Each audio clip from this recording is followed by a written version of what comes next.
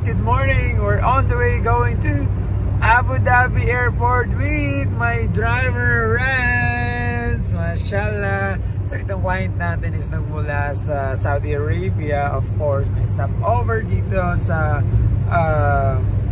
Abu Dhabi. At ayun, ginamit niya yung ticket niya para bumaba dito at pupunta siya ng Dubai. So ngayon guys, pupuntahan namin siya. And time check, it's 1:27 AM. At hatid namin siya kung saan siya titira doon sa Dubai, which is sa Karama. Okay, so let's go! I look like sleepy but I'm not sleepy. Bye! Interview natin siya kung paano nga ba yung mga nangyari or ano yung mga questions sa kanya or ano ba yung buhay niya, paano napunta dito, bakit siya pupunta dito sa Dubai. Okay, so let's go! Let's go guys! Guys, finally we're here at Abu Dhabi Airport. Hintayin natin dito si ate. Okay, let's go. Guys, finally Miss Mia Kamal is in Dubai. Welcome po sa UAE. Sige ba dito pa tayo? Hello po. So guys, finally welcome po sa UAE. Guys, ayan. So mukhang kakagising ko lang. So nakatulog po kasi ako sa sasakyan. Pero kayo, tingnan nyo naman ang fresh. Fresh nyo po, mashallah. So, kamusta naman po yung biyahe nyo? Actually, okay lang. Okay lang po. Smooth po. Kinakabahan lang. Kinakabahan talaga kayo. Bakit kayo kinakabahan? Diyan lang sa ano ko. Gamit ko talaga. Pero diyan lang ako kinakabahan. So guys, stop over lang dito ni ate. So ngayon, kumuha siya ng visa at syempre gusto niya pumunta dito sa UAE. So, may mga questions po ba sa immigration from Saudi Arabia to Dubai? Wala na po. Tinignan lang yung ano ko, passport ko at saka in-scan lang ako. Yun lang. Pati yung visa ko hindi na rin tinignan eh. Hindi na tinignan. So, pero may mga questions po ba doon sa immigration doon o wala? Wala na. Wala. Pero dito po sa Dubai or dito sa Abu Dhabi specifically kasi sa Abu Dhabi kayo bumaba. So, may mga hinanap po ba or dito sa Abu Dhabi, paano nyo po nakuha yung gamit nyo gayong stopover lang siya papunta sa ng Pilipinas? Ano yung sinabi nyo po doon? Sinabi ko lang na pa-re-upload yung bag ko. At saka sinabi na rin na okay, iintayin mo lang ng medyo matagal. Pero medyo mabilis siya actually. Pagkatapos very smooth lang, kaya dito na kayo kay Sir.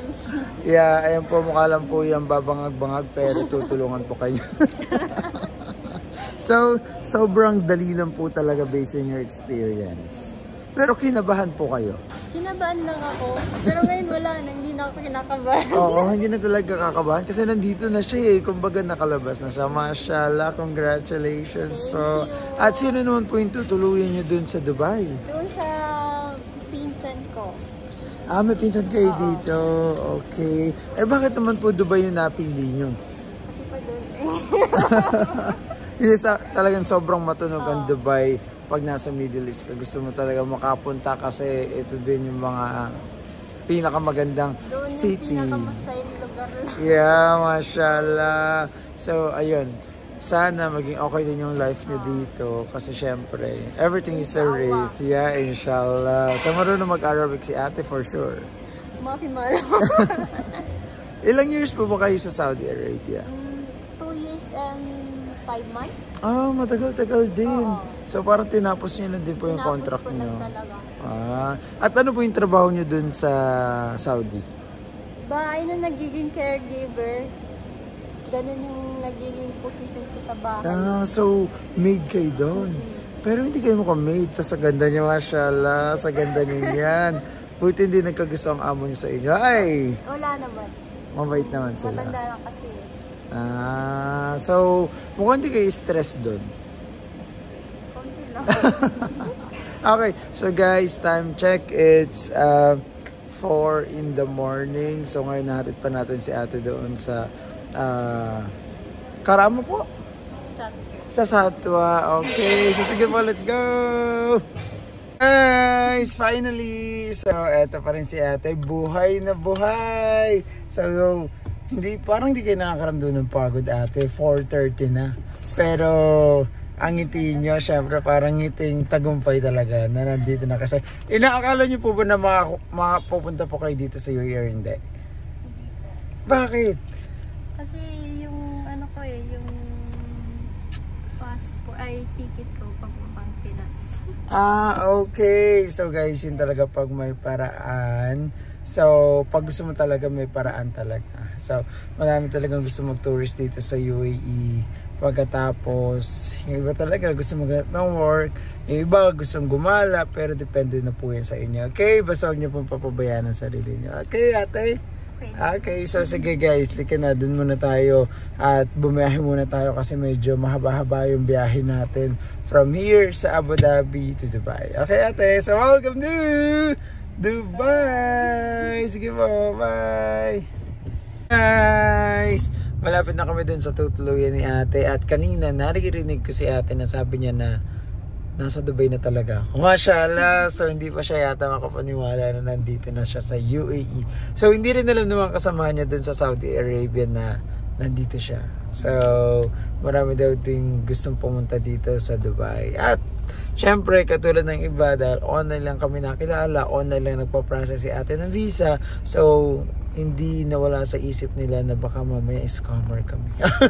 Scammer po ba kami, ate? Hindi.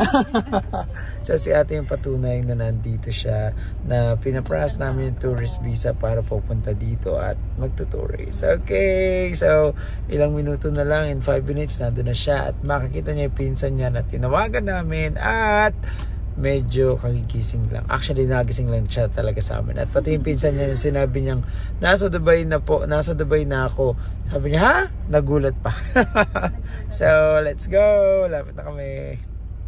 Guys, nandito na po kami sa Satwa at napakadaming, ayan, kabayan. And time check, it's 5:41 in the morning. So, ang daming mga kabayan dyan. Ayan, puro kabayan po. So sabi ni ate, para lang tayong nasa Manila. So dito para ka lang talaga nasa Manila kasi nga yung daan medyo masikip. Pagkatapos marami talagang tao dito sa Satwa. Ayan, o diba? Sa ano guys, sa mga stoplight is sobrang daming Filipino at liliko kami sa kanto dito sa Tondo. Eto Red Berry, dito na si ate sa Red. Ayun si ate, ayun, hello po, parang siya yung sinundo natin. Guys, finally nandito na po si ate, kasama na po yung kanyang kaibigan na bagong gising. Guys, so dahil maaga si ate, ayan, so mukhang nag-enjoy siya dito. Para lang daw kung nasa Manila si ate. So bibili kami dito ng Tapsilog. Di ba? Parang talaga nasa Manila kami nagtitinda ng ganito. Bibili natin. Bilis, ano gusto nyo? Tapsilog? Sige din po. Kayo din po Tapsilog? Hindi si ate nahihiya lang. Sige po. So, bali 4 na Tapsilog po. Mashallah. Po, ingat po kayo ha. Ay, dito din pala kayo susunod. Sige po. Ate, matulog ka na po ha. Bye-bye. Guys, finally natin na rin natin si ate. Nakita sila ng pinsan niya at ayun na nga, tuwan-tuwa talaga siya. At ako din natutuwa ako dito sa Satwa kasi para talagang nasa Manila ka lang, para ka nasa Tondo na maliit ang daan. Pagkatapos madami kang pwedeng bilan, napakaaga pero napaka-busy na. Ganun. Okay guys, so sa mga gustong pumunta dito sa Dubai, just message us on WhatsApp para mas makareply kami agad. So, assist namin kayo kung paano ba mag-tourist dito sa Dubai. Okay, so thank you guys and good night!